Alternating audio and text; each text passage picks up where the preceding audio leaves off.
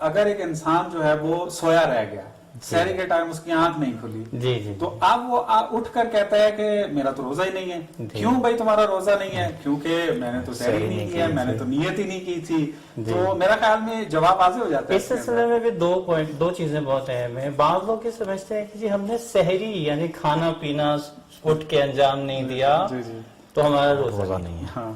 بعض لوگ یہ سمجھتے ہیں کہ جی ہم اٹھے نہیں ہیں، ہم نے نیت نہیں کی ہے، ارادہ نہیں کیا تو روزہ نہیں ہے. نیت کا مسئلہ یہ ہے کہ اگر ہم پہلی رمضان کو 30 کے 30 روزوں کی نیت وہ قصد ہو جاتا ہے، قصد ارادہ کر لیا، یا نہیں رات کو سونے سے پہلے ارادہ کیا کہ ظاہر بات ہے رکھنا ہے، روزہ رکھنا ہے.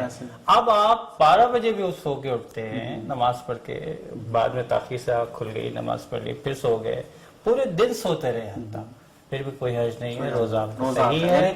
بس جو جن لوگوں نے یہ کام کیا کہ ہم نہیں چونکہ اٹھے یا نیت کی وجہ سے روزہ نہیں رکھا یا سحری کی وجہ سے روزہ نہیں رکھا، تو وہ کفارہ واجب ہے ان کے اوپر، چونکہ انہوں نے روزہ توڑا ہے میرے خیال میں. زبردستی جو یعنی ارادہ ہی نہ کریں.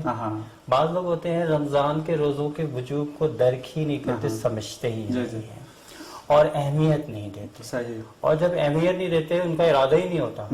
بعض لوگ تو ایسے ہوتے ہیں کہ جو سمجھتے ہیں کہ 2-4 روزے رکھ لیے تو رمضان میں بہت بڑی ذمہ داری ادا کر لی.